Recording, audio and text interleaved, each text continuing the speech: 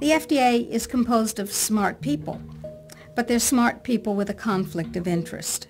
They're smart people who make their decisions based on what will support their financial needs or their academic needs, not what makes scientific sense. What you can do with GMOs is basically engineer food in ways that make it most profitable from the company's perspective. But from the company's perspective, whatever negative aspects of that might exist are simply irrelevant. And more than being irrelevant, the company is motivated to try to suppress knowledge about those negative aspects. The company is motivated to try to suppress government attempts to regulate in relation to those negative aspects. The company is motivated to try to infiltrate government and lobby government. I mean, when you look at the Clinton administration, Bush Sr., Bush Jr., and Obama, you look at various high-ranking positions in the administrations of all of those presidents, you find people who have worked for Monsanto. Most people don't realize that Monsanto has been around for about a century. They've acquired lots of resources, and they are very clever and sophisticated. They know how the game works. They understand lobbying. They understand bribery. They have been effective at essentially stacking the political structure, the federal regulatory agencies in their favor, to the point that it's almost physically impossible to pass any type of federal regulations or legislation, because the people who make those choices have been in the revolving door of Monsanto. They either previously worked for them or they're paid consultants for them. The governments now, wherever they are dependent on corporations. Who are these governments? Who are these companies? Corporations.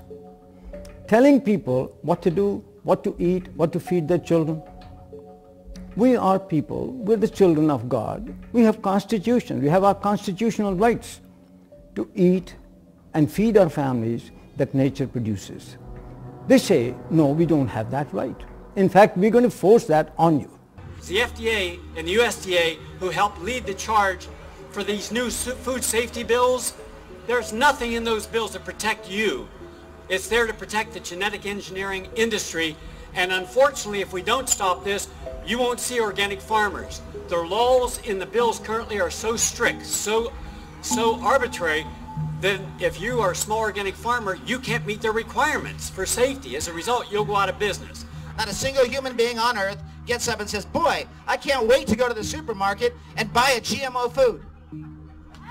And why is that? That's because after 30 years and hundreds of billions of dollars of public and private investment, they haven't been able to come up with one thing in this food that actually helps the consumer. No better taste, no lower price, no more nutrition, nothing. Zip, zero, nada. 85% of all the genetically engineered crops in this country and around the world are designed so you can soak them with weed killers, toxic herbicides. And who are the big companies that do this? Come on, you know who they are. Monsanto, anybody, what? Who else? DuPont, Dow Chemical, Syngenta, Bayer. What kind of companies are these? Chemical companies. As the chemical seed package has spread, and now with genetically engineered seed that originally was free in India because it belonged to the farmers, or was low cost because it was released from the public sector universities that did seed breeding. In the genetic engineering revolution, these seeds are now patented property of one corporation called Monsanto. They take genetic material, either DNA or RNA, and insert it using very sophisticated techniques and create an artificial life form, a transgenic species that is impossible to reproduce in nature because the reproductive organs don't match. And as a result, once this form is created, here's the danger. It can cross-pollinate, it can contaminate the traditional crops. Percy Schmeiser was a farmer in Canada who was contaminated by Monsanto's genetically modified seed. Well, he realized he'd been contaminated because he used some of this herbicide to kill off weeds around utility poles on his property. When he saw some of the seed did not die from the application of glyphosate, he knew it must be genetically modified. Well, he didn't do anything to purge his property of that contaminated seed. It would actually take 3 years of taking your crops out of use before you could